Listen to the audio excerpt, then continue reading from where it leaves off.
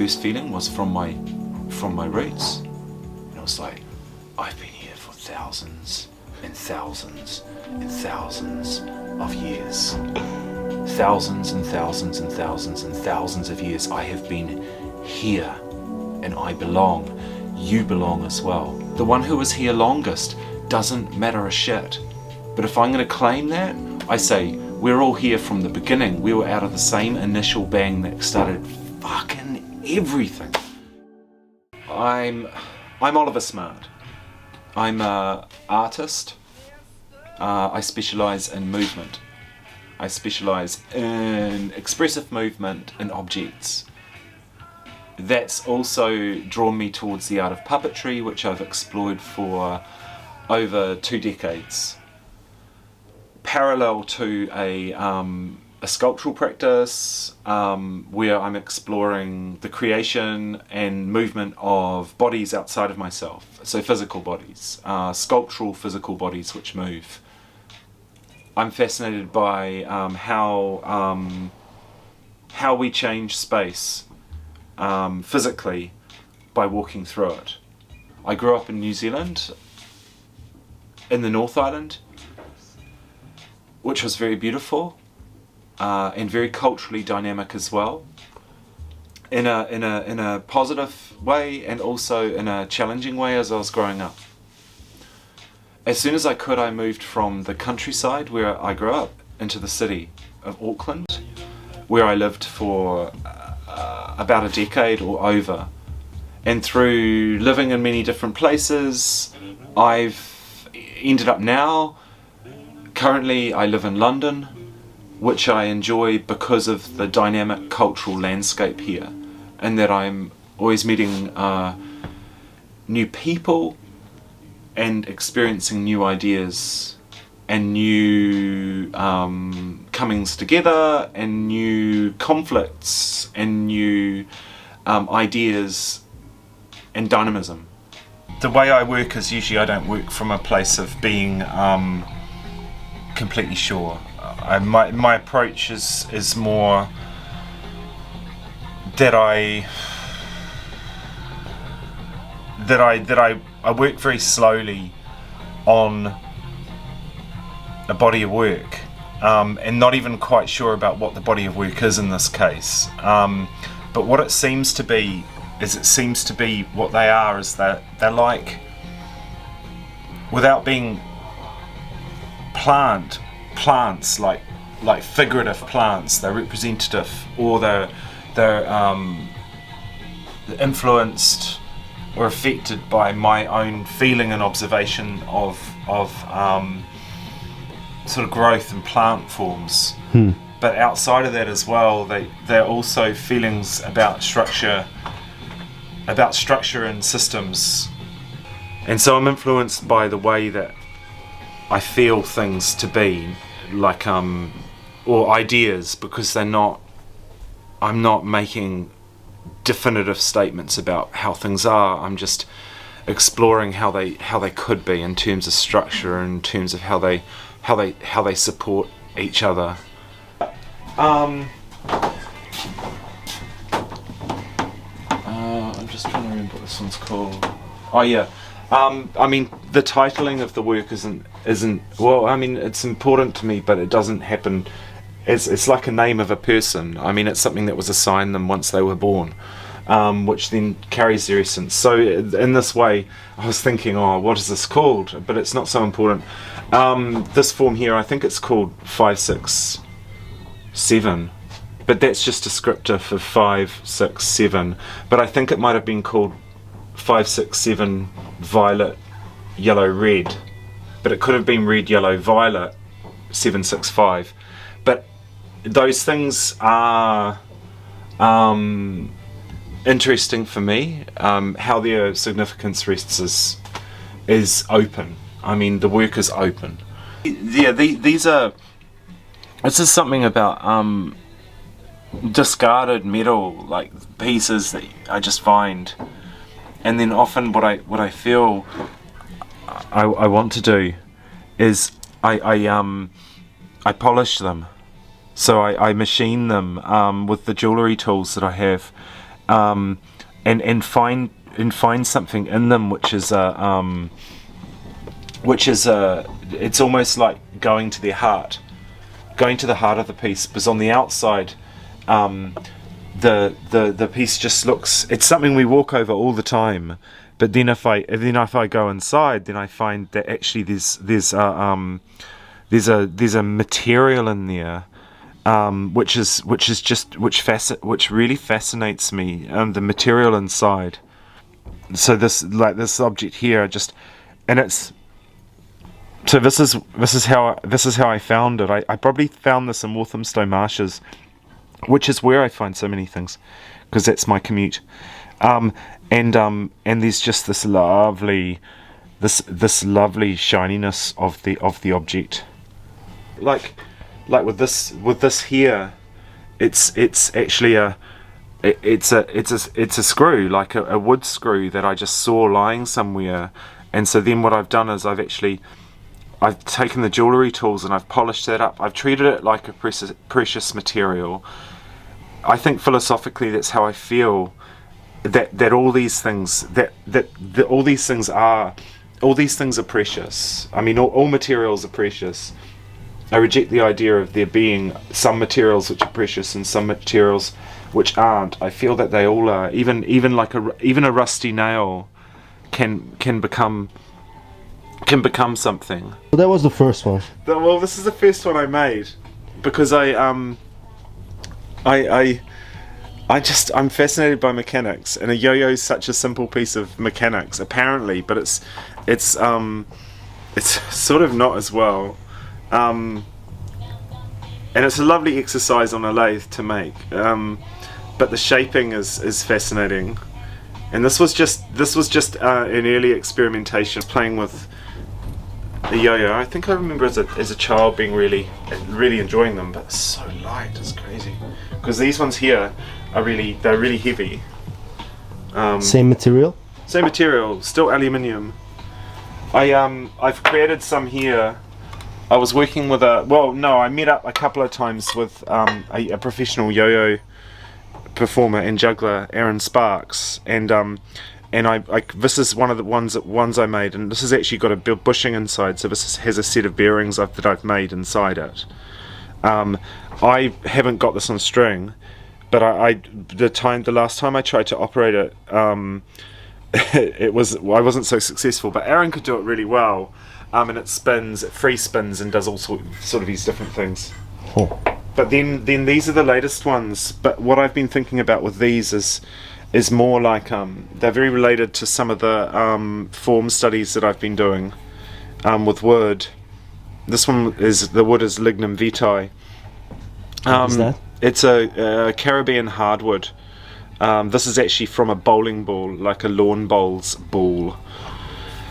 So I've turned a lawn bowls ball and found that inside it, and just playing with something which looks as though it's functional, but it's more something to feel, like to touch and feel the weight.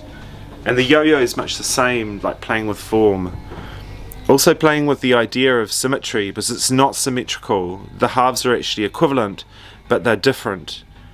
And that doesn't matter to the mechanical functioning of it, which is really fascinating for me, because I work a lot with, I reflect a lot on mechanics and engineering, but in a way that's it's like it's right. I put that really light one on, and this is quite heavy. It requires a different throw.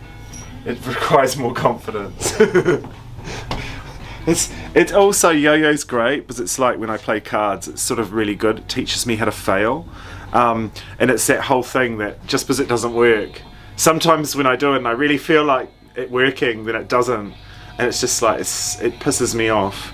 But it's almost good just because it's not very important. See, these are here. Well, sweaty palms are good for wood because they actually give it the oil that they need. I mean, the most beautiful wood is like banisters from stairwells, and that's just from human hands. I mean, we have often what I'll do, say with this one here, this is not actually oiled in any way. But what I'll do is I'll do this, and I'll even to oil it. there's something I was playing with, sort of polarities. Like there's an indent in this one and an extrusion in that one, and then they come together, and there's this really fascinating feeling that there's actually a feeling that they actually want to draw together. They actually want to draw together. You can feel it, which is quite. That was sort of a discovery. I'm gonna cough.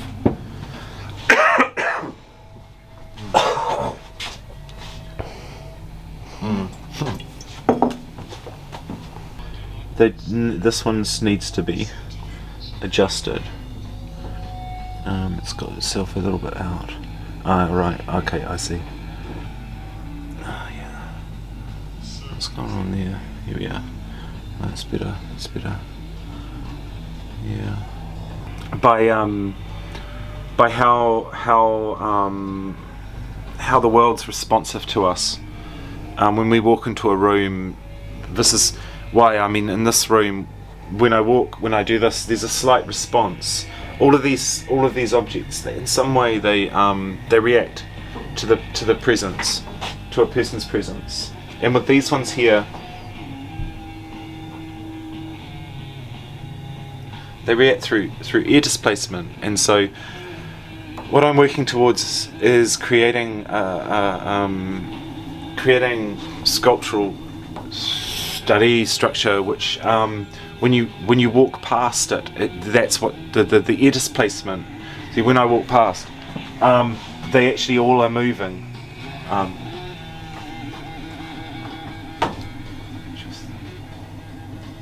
And they need, they're very fragile. I mean, I haven't made them to be robust. I mean, they're not going to fall apart. But the only thing that's holding them in the positioning is not. These wires aren't actually secured. They're just being held at a point of balance, which is a lot of what I'm doing as well, or exploring, is a point of balance. So the more precarious a physical system is, the more dynamic it is. The thing is, when I was 30 and 32, some stuff happened in my life which rocked me to the core.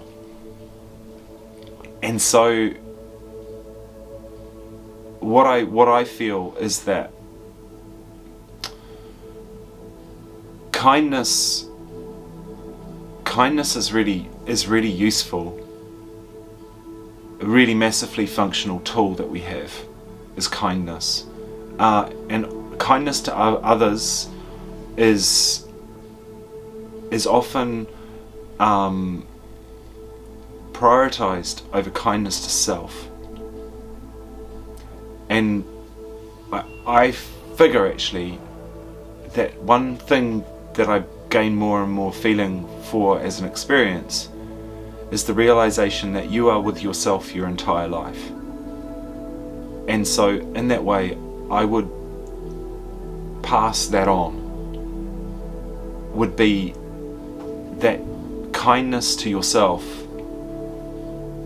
is a functional tool and a useful methodology to get through anything.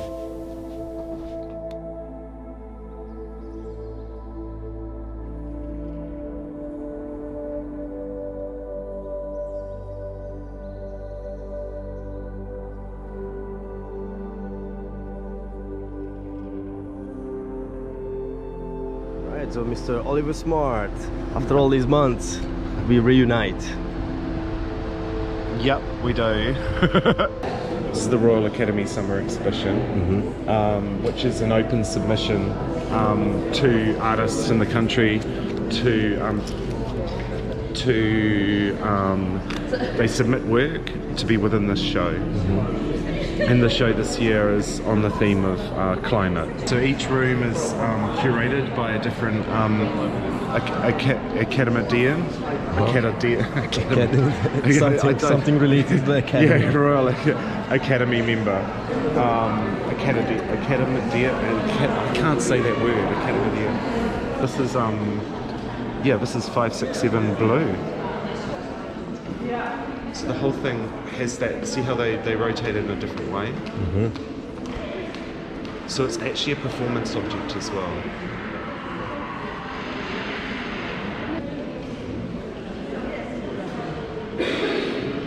You see this, and you imagine with Tai Chi, there's an exercise which is hand skimming over emerald pond. So you've got this base going this way, this one goes this way, and the mind's in it. And so you have three elements which are working in here. So there's this physical understanding that runs through the sculptural object. What this is a moving body. It's a model. It's a proposal and an idea for a physical system, of which we share much in common. If our eyes are open, then we start to see. It's the same with the simplicity of the piece I pointed out up on the wall up there. The more simple pieces, if our eyes are open, we can experience and see.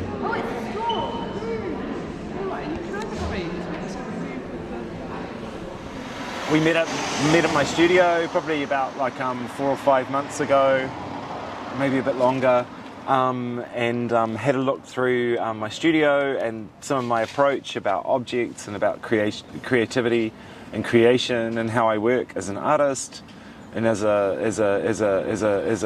body, as a human body on Earth. And now we're closer to my familiar and home environment.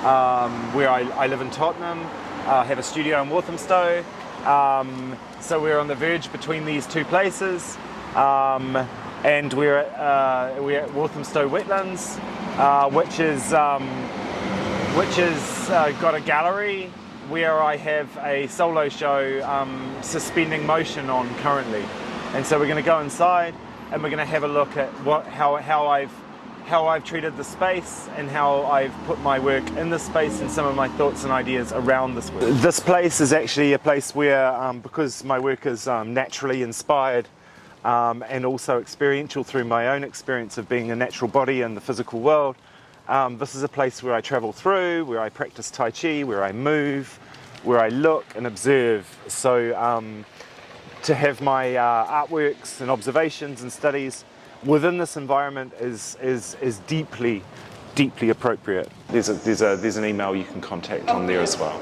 Okay. Yeah. Great, but just enjoy. Does the one on the end move at all? Which one's this? The wooden. Yes, it does. Each of them does move. Now the three which are on the pillars there are all butterfly studies.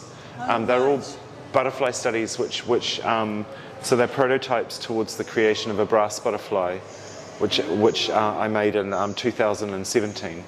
But it does move. It's actually a study of the thorax of a butterfly. These are just working models towards your... They're working models towards discovering a mechanical mechanism that can express a butterfly's movement. I think the way that it's set up is so that it's static, but you can see how these parts here will pivot. They pivot down and up from the movement of this. So the whole thing's dynamic in that way, and then there's a relation between the hind wings and we're fully like a part of nature. 100%. It's undeniable. It's impossible that we're not. I mean, not many people know about, but we definitely encourage our children, like the whole earthing, shoes off. Yes. Become one with nature and all that. We go with what we believe is right. Having a lot more.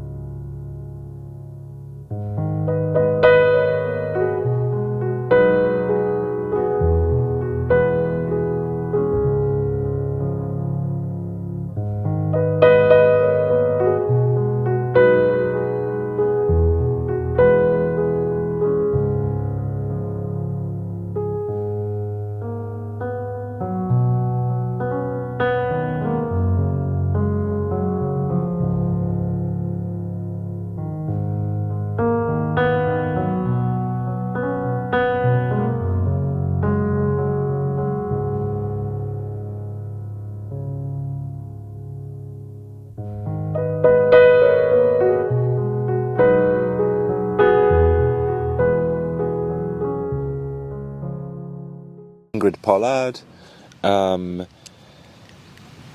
She has an exhibition, Carbon Slowly Turning, which initially has been an MK gallery in Milton Keynes, and now that exhibition has just been installed, and tomorrow will open in Turner Gallery, or Turner Contemporary Gallery in Margate. That exhibition, within that exhibition are 3 kinetic sculptures, which are called Bow Down and Very Low, 1, 2, 3. And they exist within this exhibition, and they are a collaborative project that I worked with Ingrid on 2020, 2021. This exhibition, Carbon Slowly Turning, and Ingrid Pollard, for this exhibition has been shortlisted for the Turner Prize this year. And so these 3 kinetic pieces will, the next place they'll go after Turner Contemporary will be to Tate Liverpool. I was wondering, Ollie, about, do you have a few words about your puppet work? Because I'm really fascinated by your puppetry.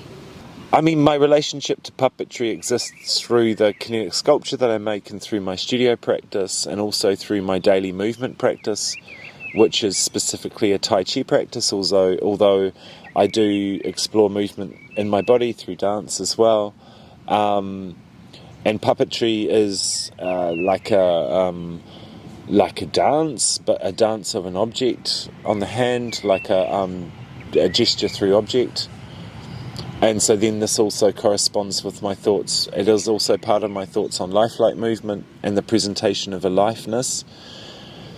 Within puppetry, I still perform sometimes, and I'm very much involved at performing arts schools and creative institutions teaching puppetry, and ideas surrounding object theatre and the use of objects expressively and objects to be protagonists.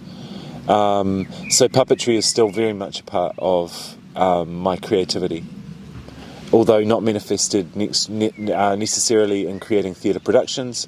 But for me, a theatre production is just one part of puppetry. Puppetry is actually a process of understanding objects in relation to movement and communication with other people. So I don't know where puppetry starts or where it stops, or where kinetic sculpture starts or where it stops. It seems to mean a lot to some people, these definitions, but the boxes aren't so interesting for me. I think working on a larger scale might be very, very fascinating as well. Larger scale? Yeah. As in? Well, larger pieces. Yeah, larger pieces. In this exhibition, and also in this exhibition here at Walthamstow Wetlands, and then also in the collaboration with Ingrid Pollard, those pieces are larger. There are some larger pieces, but the idea of these pieces becoming monumental in scale is something that fascinates me. Or them becoming very, very small as well is something that equally fascinates me. And the combination between these two things. Yeah. But to continue to grow and to continue to communicate and to learn through experience in nature, and also in the nature of people as well. This is what my continued desire is, and so that's not specific on place. So in that way, London is very good, as would be somewhere else as well. Understood. Well, until next time. Yeah, cool, man. Until next time.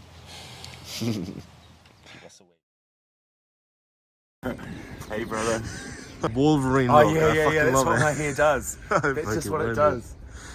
It's January now, 2023, and it's about 5 months after we last met in August 2022 summer, where you had your exhibition at the Royal Academy. Sure. And also your private solo exhibition. Do you care to tell the 2 people that will watch this video what has happened to you in the past 4 months? Both of them. Well, in the last 4 months, I suppose one thing that's happened for me is I've kept on creating work. I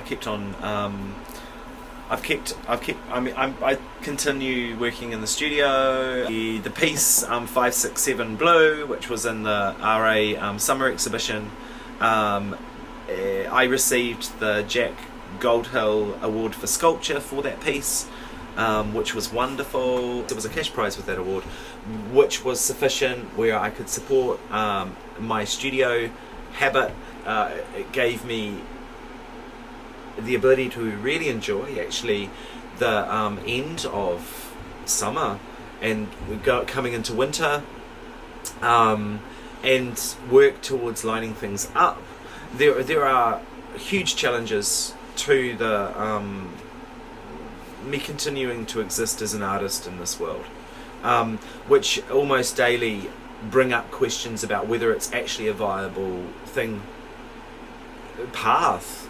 But then it feels as though it's like what I said to a close friend, Vahed, last night, was that it's like an artist, like an artist is someone who's desperately tried to not be an artist and discovered that they are. And so this is possibly where I feel as though I end up, where my choices feel as though they're in part some sort of inevitability.